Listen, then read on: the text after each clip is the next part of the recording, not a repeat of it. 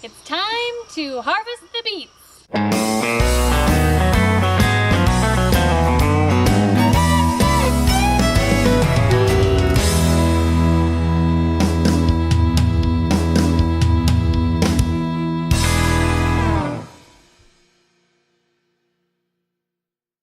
Hi everybody, welcome to our homestead. My name is Sarah from Traditions Homestead, and today we are out in the gardens and it is time to harvest some of our beets.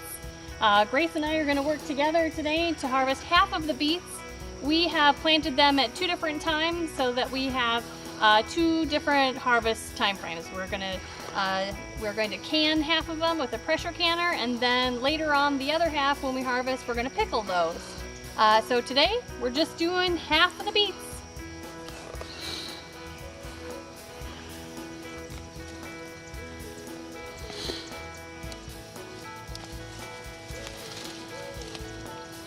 There's some nice ones.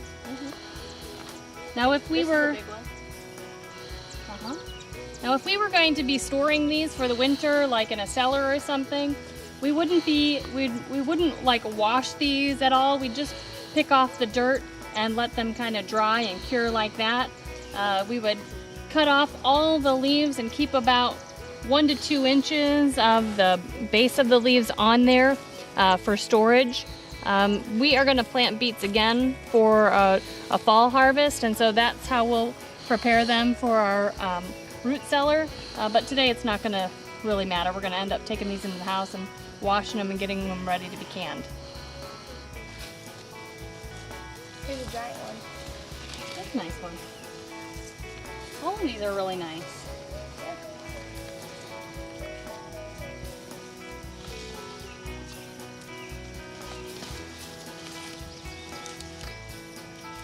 All of our seeds this year are from the Baker Creek Heirloom Seed Company. I don't remember exactly what variety these are, but they are from Baker Creek.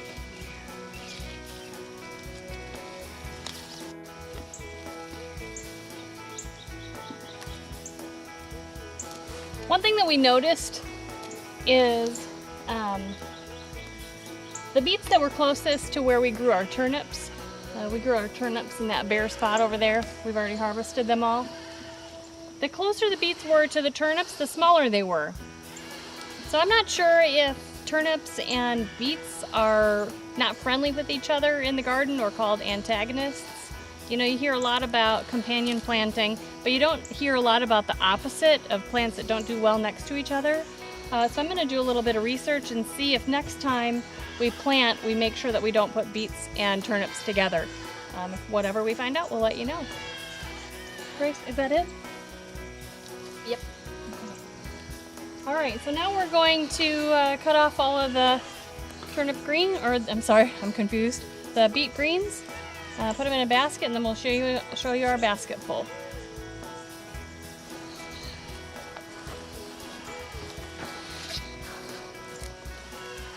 Well, here's half of the harvest for this year. You know, they aren't the biggest things in the world.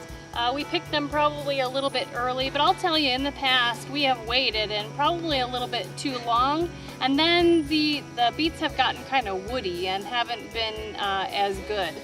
So I'm not sad that we picked them a little bit early for that reason. Also, this is a good size for canning. I can just peel them and can them whole in some cases, and in other cases I'll just have to chop them up, you know, into 2 pieces. So that'll work well for us. This isn't a gigantic harvest either, but beets really aren't something that we need to grow a whole lot of. We don't eat a lot of beets.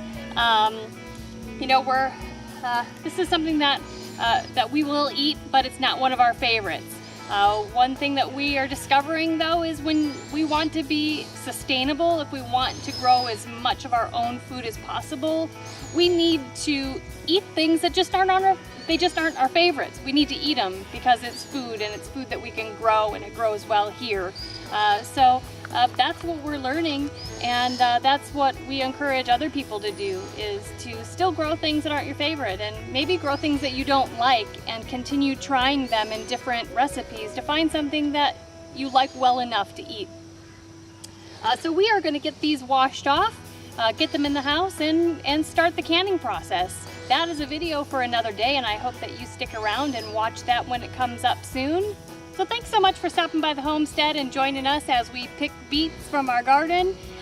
If you like our videos, will you go ahead and press the thumbs up button, the like button? If you have comments about what we're doing here or questions, go ahead and leave those comments down below. And if you're not following us yet, you better press that subscribe button. We would really appreciate that.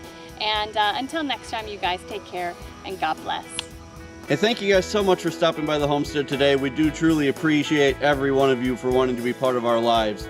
We're now going to be putting out 5 new videos every week, Monday through Friday. So don't forget to hit that subscribe button below. Also, don't forget to check out the videos over here on the side. Thank you so much, and we look forward to seeing you next time back on the homestead. God bless.